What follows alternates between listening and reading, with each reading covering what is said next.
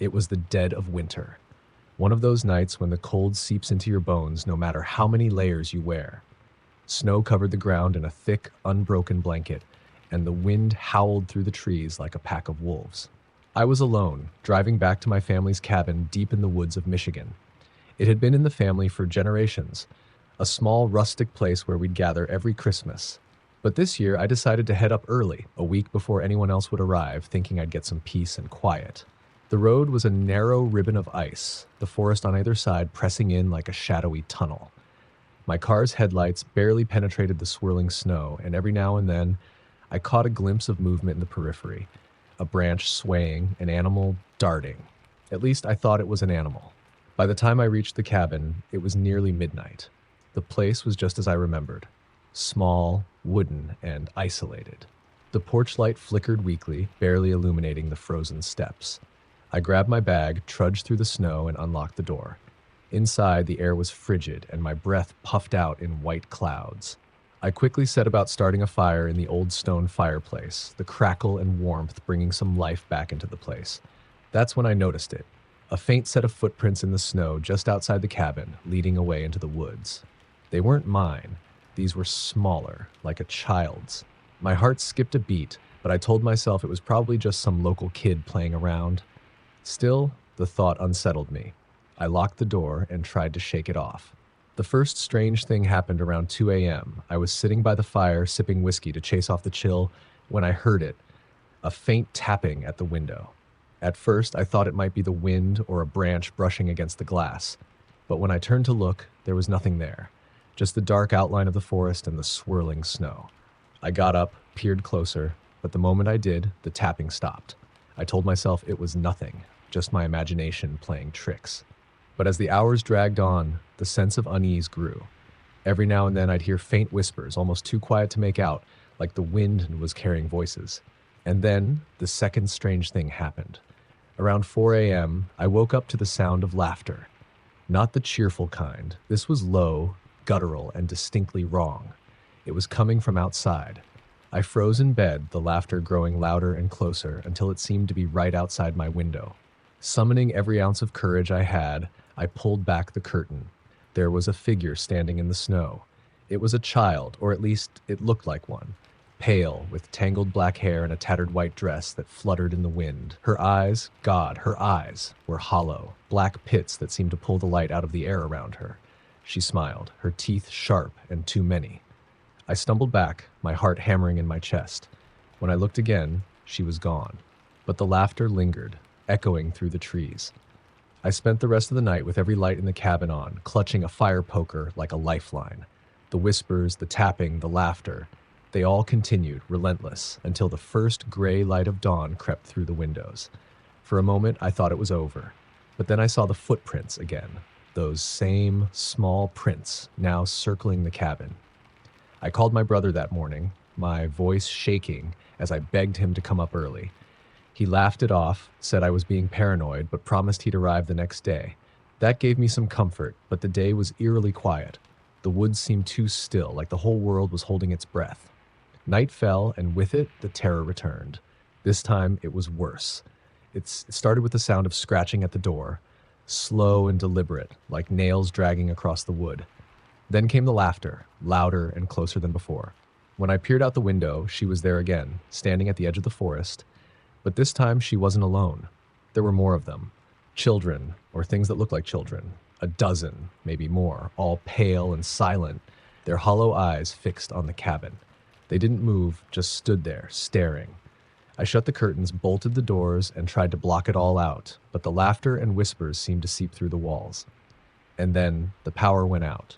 The cabin plunged into darkness, the firelight casting long, flickering shadows.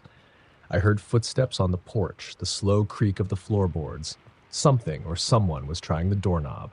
I held my breath, praying the lock would hold. It did. But then came the whispers again, louder this time, like they were inside the cabin with me. I turned, and for a split second I saw her, standing in the corner, her black eyes glinting in the firelight. She smiled, and then she was gone. I don't remember much after that. I must have passed out or gone into some kind of shock, because the next thing I knew, it was morning. The power was back, the whispers and laughter gone. but the footprints were still there, more of them now, covering the snow around the cabin. My brother arrived later that day. I didn't tell him everything, just that something strange had happened. We stayed for one more night, and though nothing happened while he was there, I couldn't shake the feeling of being watched. I haven't been back since.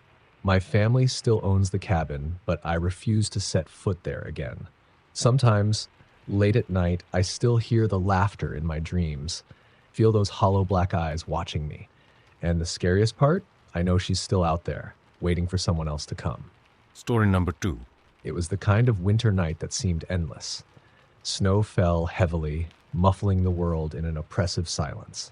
I was on my way to a small, secluded town in upstate New York for work, a consulting job that required me to evaluate an old inn nestled deep in the woods.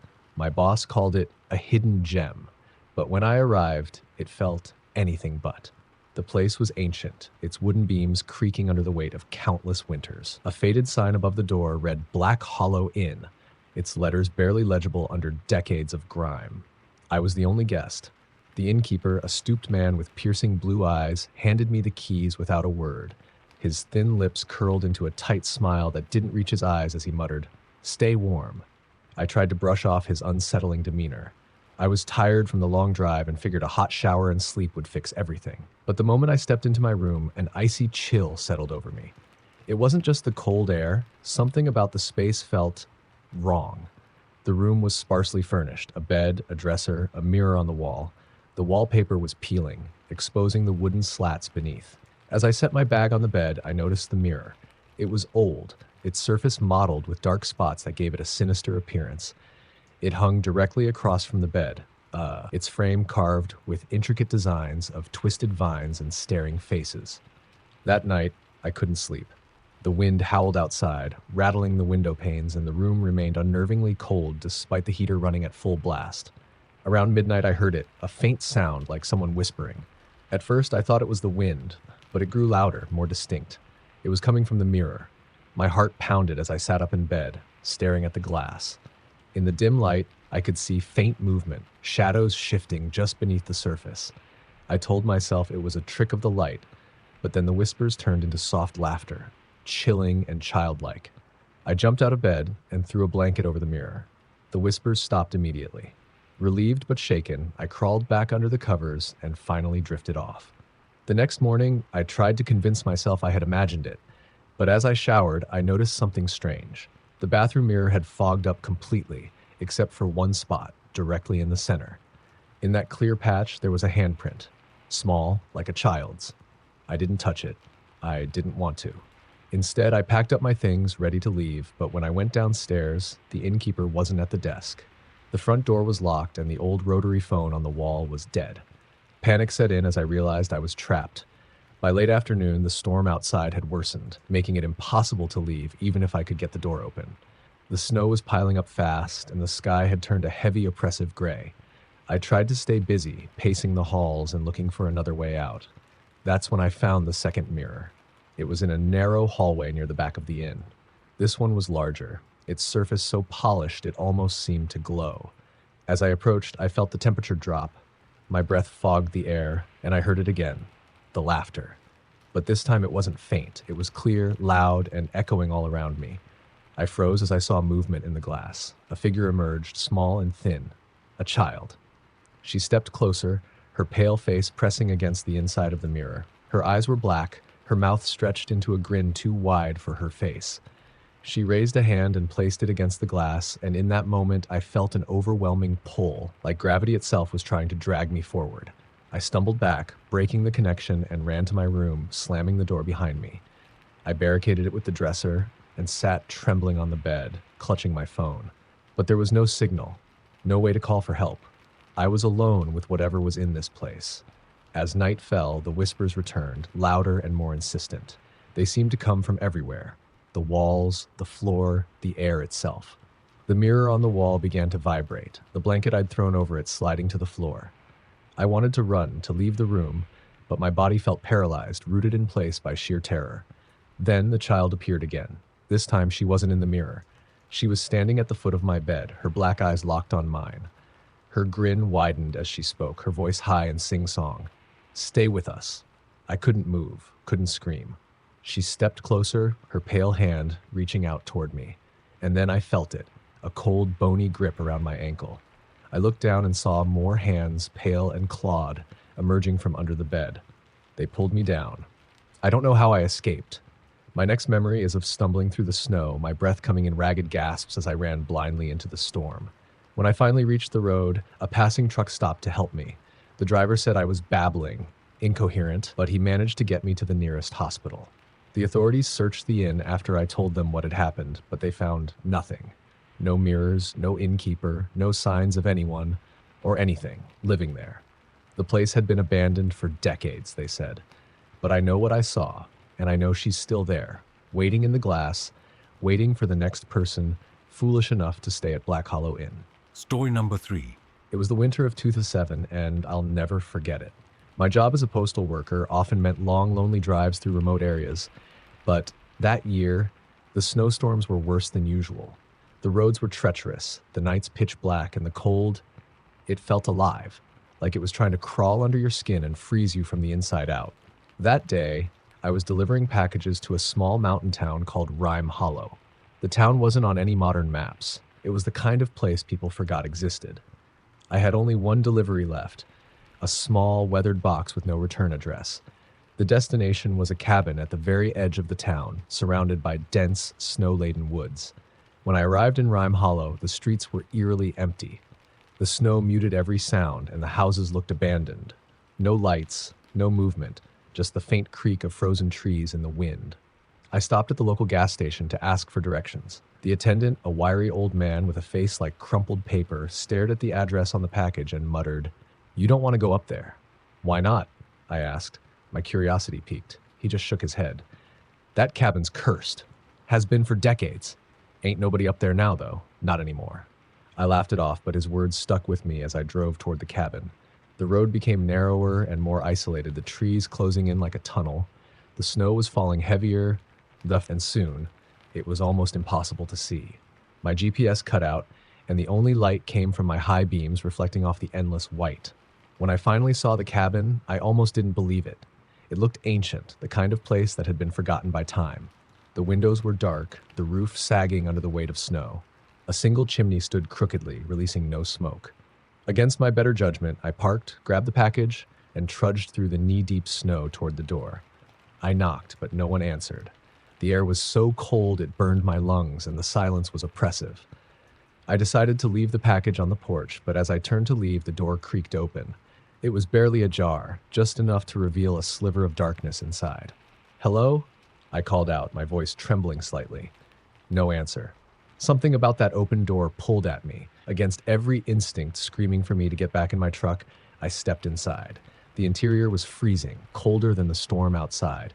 The cabin was dimly lit by the pale glow of a single lantern hanging from the ceiling. Dust coated every surface, and cobwebs hung like curtains.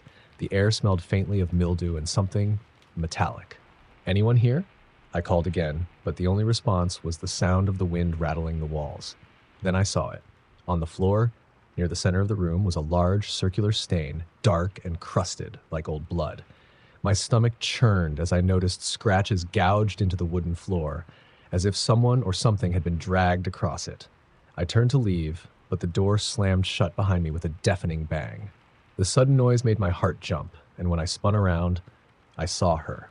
A woman stood at the far end of the room, her back to me. She was impossibly thin, her silhouette barely more than a shadow in the flickering light. Her hair was long, dark, and matted, hanging over her shoulders like wet rope. "Ma'am?" I said, my voice shaking. She didn't move. She just stood there, her head tilted slightly to the side as if she were listening. I took a cautious step back toward the door, but the floor creaked under my weight. At the sound, her head snapped around unnaturally fast, and I froze. Her face, it wasn't right. Her skin was ashen and stretched tight over her skull. Her eyes sunken and dark, like black holes that seemed to suck the light out of the room. Her mouth was twisted into a grotesque grin, her teeth jagged and too large for her face. She let out a low, guttural laugh that sent shivers down my spine. And then she moved, not walked, but glided, her feet never touching the ground. She was coming toward me. Panic took over, and I fumbled for the door handle, yanking it open and stumbling out into the snow. I ran blindly through the storm, the icy wind cutting at my face.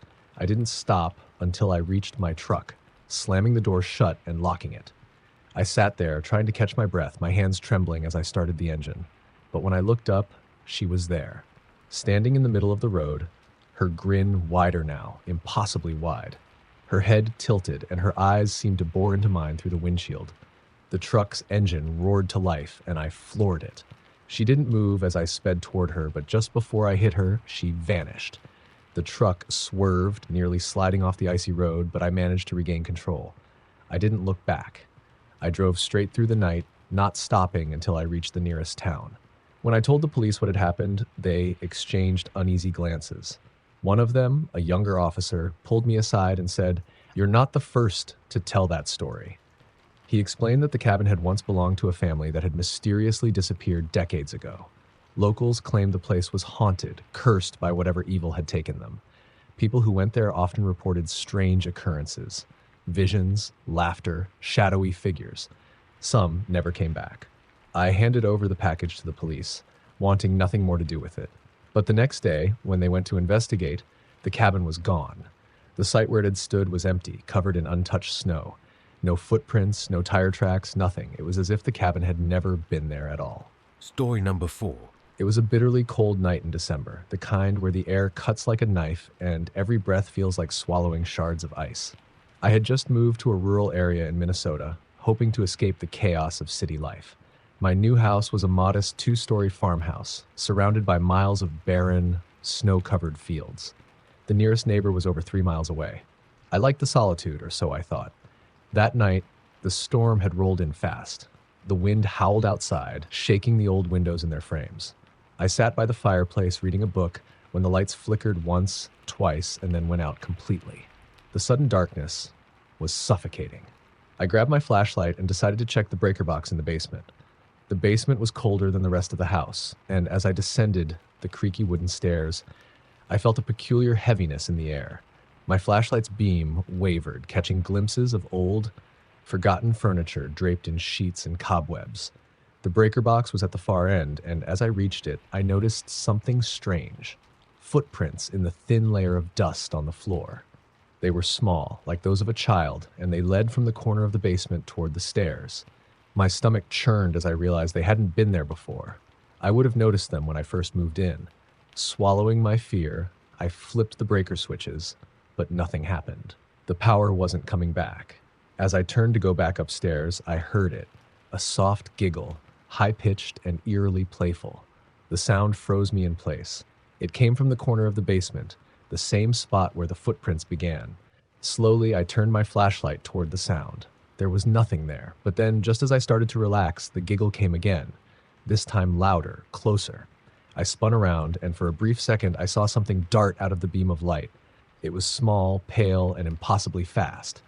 My heart raced as I bolted up the stairs, slamming the basement door shut behind me.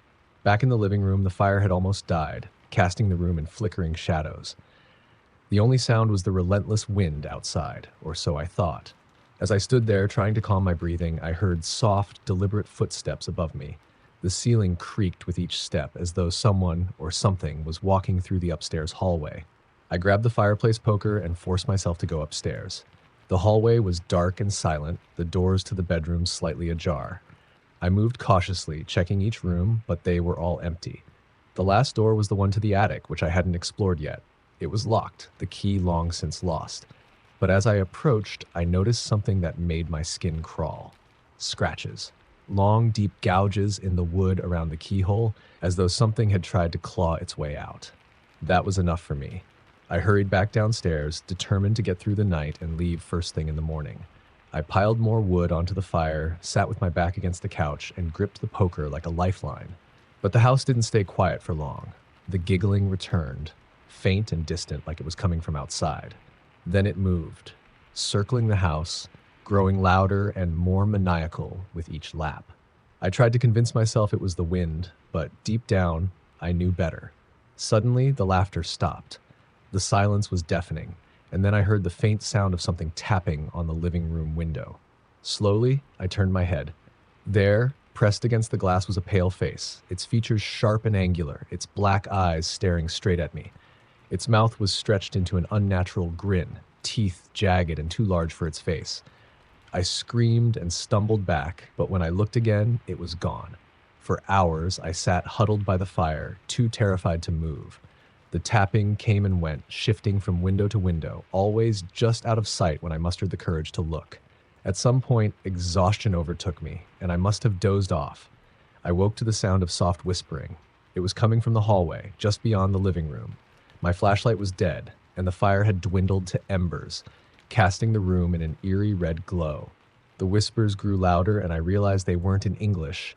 They were in some guttural alien language that sent shivers down my spine. Then I saw it. Standing in the doorway to the hallway was the figure from the window.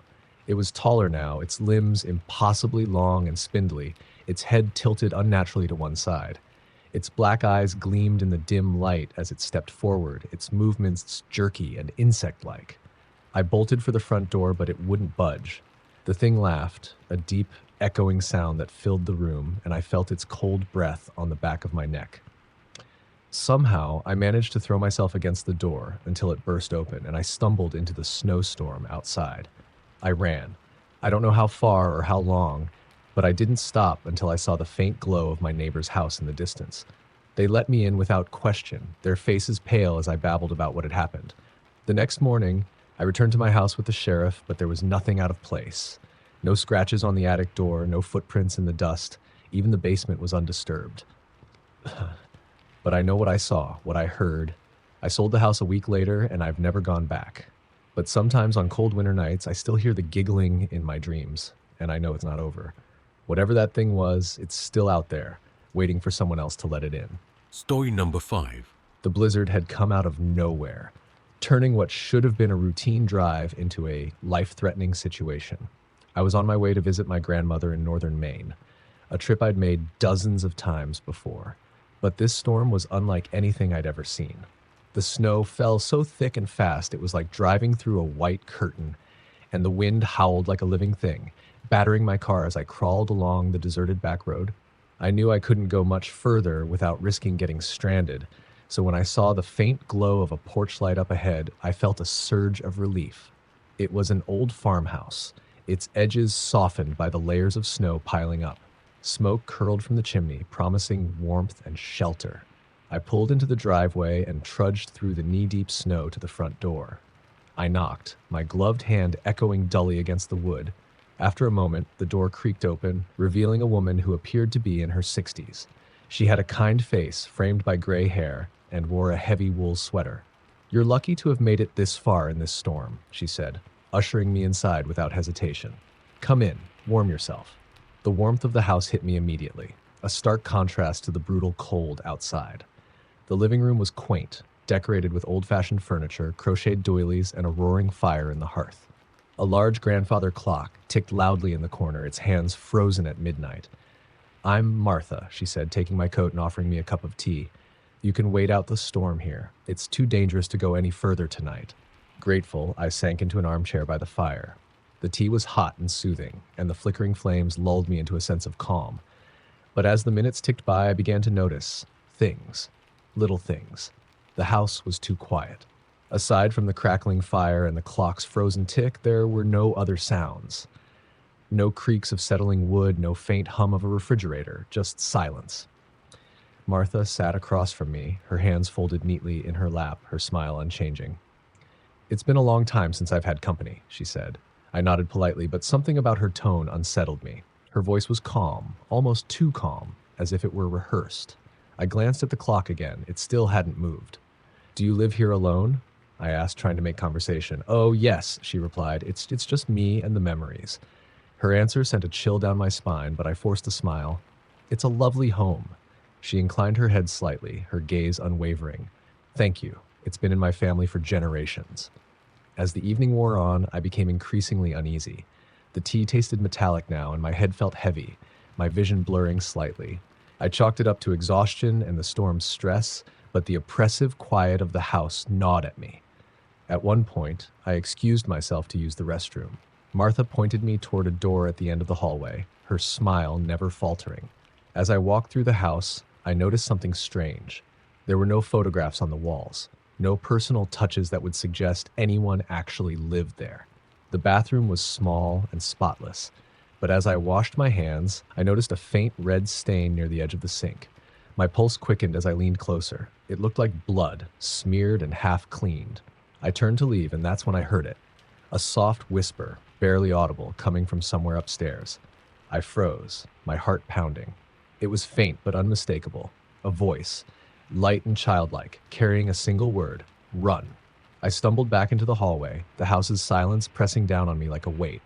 Martha was waiting for me near the fireplace, her expression unchanged, but her eyes, there was something off about them now. Too bright, too watchful. "Everything all right?" she asked, her tone as pleasant as ever.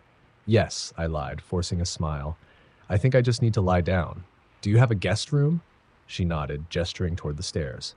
"Of course, upstairs, first door on the left." Climbing the staircase, I felt as though I were being watched, though I knew she hadn't followed me. The upper floor was colder, darker, and the air carried a faint, musty smell. The door creaked as I pushed it open, revealing a sparsely furnished bedroom. The bed was neatly made, and a single oil lamp cast long, flickering shadows across the walls. I sat on the edge of the bed, trying to calm my racing thoughts. That's when I noticed the scratches, thin, jagged lines gouged into the wooden floor near the foot of the bed. They formed a crude pattern, almost like symbols, and in the center of the marks was a stain, dark and dried, the unmistakable color of old blood. Panic gripped me. I had to leave. Now. I crept out of the room and down the stairs, moving as quietly as I could. Martha was no longer by the fireplace, and the house felt even more unnervingly still. My coat was hanging by the door, but as I reached for it, I felt a hand on my shoulder. I whipped around, and there she was, her face inches from mine. Her once kind expression had twisted into something monstrous. Her eyes were black pits. Her mouth stretched into a grotesque smile that revealed sharp, yellowed teeth. "You're not going anywhere," she hissed, her voice no longer soft and welcoming, but guttural and cold. I pushed past her and flung open the door, running into the storm. The snow was blinding, the wind howling so loud I could barely hear my own frantic breathing. I stumbled through the drifts, unsure of where I was going, just knowing I had to get away. Behind me, I heard her laugh, a chilling, echoing sound that seemed to come from everywhere at once. I don't remember how I found the road or how long I wandered before a plow truck spotted me and picked me up. The driver said I was babbling incoherently about the farmhouse, about Martha. He called the police, but when they searched the area, they found nothing. No house, no footprints, no sign anyone had ever lived there. But I know what I saw, and every winter since, when the storms roll in and the winds howl, I hear her laughter in the distance, growing closer. She's still out there, waiting for the next traveler who needs shelter from the cold. Story number 6. The winter of 2012 was particularly brutal. I was working as a night guard at a remote ski lodge nestled in the Rocky Mountains. It wasn't a glamorous job, but it paid well, and the solitude didn't bother me. The guests only stayed during the day to ski and left by evening, which meant my nights were quiet, usually. That week, a massive storm rolled in, shutting down the lodge entirely. The power flickered constantly, the wind howled like a banshee, and the snow piled up so fast it swallowed the cars in the parking lot. With no guests, I was the only person in the building, or at least that's what I thought. On the second night of the storm, around midnight, I was making my usual rounds. The lodge was a sprawling 2-story building, and my job was to ensure no pipes froze, doors stayed shut, and everything remained secure. As I passed the lobby, the massive windows creaked under the weight of the wind, and the fire in the stone hearth had nearly died out. I was about to head back to my station when I heard something. Faint, rhythmic tapping. At first, I thought it was just ice cracking against the windows, but it was too deliberate, too even. It was coming from the main hall where the guest rooms were located. Gripping my flashlight, I made my way down the hallway. The tapping grew louder with each step, echoing eerily in the silence. It stopped abruptly as I reached the end of the hall, where room 209 was located. Room 209 was one of the lodge's premium suites, reserved for VIP guests. But it was empty. I'd checked the guest list earlier, and no one was staying in any of the rooms. My heart pounded as I stared at the door, which was slightly ajar. The lock was supposed to engage automatically when it closed, but somehow it hadn't. I pushed the door open, my flashlight sweeping the dark room. It was untouched. The bed was neatly made, the curtains drawn. But as I stepped inside, I noticed something that made my skin crawl. Written on the frosted inside of the window was a single word, scrawled in shaky, childlike letters: help. The air in the room felt colder than the rest of the lodge, and my breath came out in visible puffs. I tried to convince myself it was a prank or some leftover message from the last guests. Still, the unease lingered as I wiped the word off the window and left, locking the door behind me. The tapping returned that night. Louder. This time, it wasn't just coming from room 209, it was echoing from multiple parts of the lodge. I followed the sounds again, but each time I arrived at their source, there was nothing there. By the third night, I was exhausted. The storm raged on. The power was flickering more frequently, and the tapping had become incessant. It felt like the lodge was alive, like it was trying to drive me mad. At one point, the security cameras in my station glitched, static crackling across the monitors before the feed returned. That's when I saw it. On the screen displaying the lobby, a figure stood in the middle of the room. It was tall, thin, and cloaked in shadow, its features obscured. It didn't move, didn't sway, just stood there, staring directly at the camera. I bolted to the lobby, my flashlight trembling in my hand. But when I arrived, the room was empty, the fire barely embers now. The only trace of the figure was a set of footprints in the snow just outside the main window, leading toward the forest. I should have left right then and there, but the storm made it impossible. The roads were buried under feet of snow, and my car was little more than a white lump in the parking lot. I was trapped. That night, as I sat in my station, fighting to stay awake, the lights went out completely. The backup generator hummed to life, but only the emergency lights came on, casting the lodge in dim, flickering red. And then I heard it, a voice. Soft, barely more than a whisper, but unmistakable. It came from the direction of the main hall. Come find me. My stomach turned to ice, but something compelled me to move. I grabbed my flashlight and made my way down the hallway. The red emergency lights cast long, sinister shadows, and the tapping was back, louder than ever. It led me straight to room 209. The door was open again, though I was sure I'd locked it. This time, the room was different. The bed was unmade, the curtains torn, and the word help was back on the window, written over and over in a frantic scrawl. The air was colder than ever, and I felt a presence, something unseen but suffocating. Then I saw her. A little girl, no older than 6 or 7, stood in the corner of the room. Her skin was pale, almost translucent, and her hair hung in wet, matted strands. She wore a simple white dress, tattered and stained with something dark. Her eyes met mine, wide and pleading. "Help me," she whispered, her voice trembling. I froze, unable to speak or move. Then, just as quickly as she had appeared, she was gone. The room was empty again, but the tapping continued, louder and faster, like a heartbeat echoing through the walls. I ran. I didn't stop until I was back in my station, locking the door behind me. But the monitors flickered again, and this time the figure wasn't in the lobby. It was standing outside my station, staring directly at the door. The lights went out completely. The generator died, plunging the lodge into total darkness. And in that darkness, I heard her voice again, whispering from just outside the door, "Help me." I don't remember much after that. When the storm finally broke the next morning, the day crew found me huddled in the corner of my station, shaking and incoherent. I quit that day, vowing never to return. Months later, I learned the truth about room 209. Decades ago, a family had stayed there during a Christmas vacation. The little girl had gone missing in the storm, her body never found. Her parents claimed they heard her calling for help in the woods, but when they went searching, they too disappeared. The lodge tried to cover it up, but locals said her spirit never left.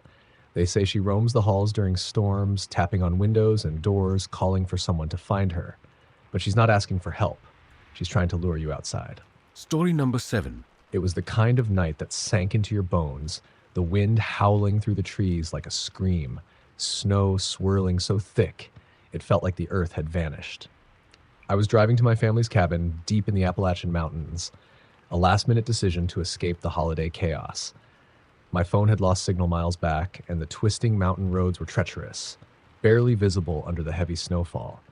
I'd always loved the isolation of the cabin, nestled among towering pines and shrouded in a peaceful stillness. But that night, the solitude felt oppressive. The storm raged on as I finally pulled into the driveway, my headlights illuminating the old structure. It looked the same as always, its log walls weathered but sturdy, smoke already curling faintly from the chimney. That struck me as odd. No one should have been here for months. I shook off the unease, telling myself I'd forgotten asking a neighbor to prepare the place. I unloaded my bags and stepped inside, greeted by the familiar creak of the wooden floor and the faint scent of pine. The fire in the stone hearth was low but warm, and I was grateful for it. Yet something felt off. The air was heavy, almost electric, and the silence wasn't comforting. It was too quiet, like the cabin was holding its breath. I spent the first hour settling in, unpacking and stacking wood by the fireplace. As the storm worsened, I double-checked the locks on the doors and windows, ensuring nothing could get in or out. I kept telling myself the unease was just nerves from the drive. But then the knocking started. It was soft at first, barely audible over the wind. I thought it might be a branch tapping against the window, but when I looked outside, I saw nothing but swirling snow. The knocking grew louder, more deliberate, coming from the front door. I froze, my heart hammering in my chest. No one should have been out there in this storm. Gripping the fireplace poker for reassurance, I approached the door and peered through the peephole. There was nothing there, just darkness and snow. "Hello?" I called out, my voice trembling slightly. No answer, just the wind. I was about to step away when the knocking resumed, louder now, almost frantic. I yanked the door open, the cold biting at my face. Again, no one was there, but the snow on the porch was undisturbed. No footprints, no sign that anyone had been there at all. That's when I noticed it. A single handprint on the frosted window beside the door. It was small, like a child's, and fresh enough that the edges hadn't yet melted. My breath caught in my throat. I slammed the door shut, bolting it and retreating to the living room, where the fire seemed dimmer than before.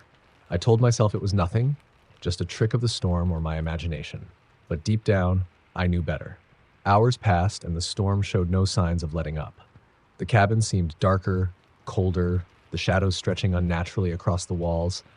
I tried to distract myself, but every creak of the old wood and gust of wind outside set me on edge. Around midnight, the power went out. The sudden darkness was suffocating, the silence overwhelming. I lit a few candles, their flickering light casting eerie shapes across the room. That's when I heard it again, the knocking. This time it came from the back door. I didn't move. My eyes were glued to the hallway leading toward the rear of the cabin. The knocking turned to pounding, a relentless, urgent rhythm that made my skin crawl. And then, amidst the noise, I heard a voice, a child's voice. "Let me in," it said, soft and pleading. "I'm cold." My blood ran cold. It wasn't the voice of someone I recognized, and it carried a strange, hollow quality, like it didn't belong to the world I knew. I clutched the fireplace poker tighter, my breath shallow and quick. "Who's there?" I called, trying to keep my voice steady. The voice didn't answer. The pounding stopped, replaced by the sound of footsteps crunching in the snow outside, moving from the back door toward the windows. Candlelight flickered as shadows moved just beyond the glass, too quick and too fluid to be human. I couldn't stay there. I grabbed my car keys and a flashlight, planning to make a run for my car. As I reached for the door, I saw something through the window. A figure standing at the edge of the woods. It was small, no taller than a child, but its shape was wrong. Its arms were too long, its movements jerky and unnatural. And its face, it didn't have one. Just smooth, pale skin where features should have been. It tilted its head as though it could see me, even through the glass. Then it raised one long, spindly arm and pointed directly at me. The flashlight slipped from my hand and I stumbled back, my mind racing. The figure didn't move, but I could feel it watching me, its presence pressing down like a weight. The voice came again, closer this time. "Please, I'm so cold." It wasn't outside anymore.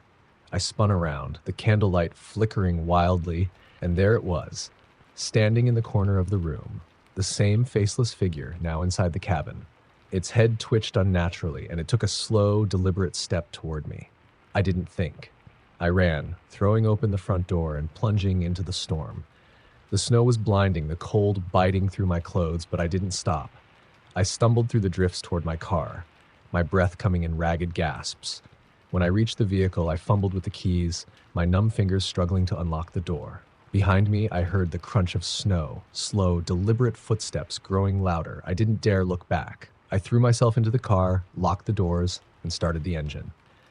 The headlights illuminated the driveway, and for a moment, I thought I was safe.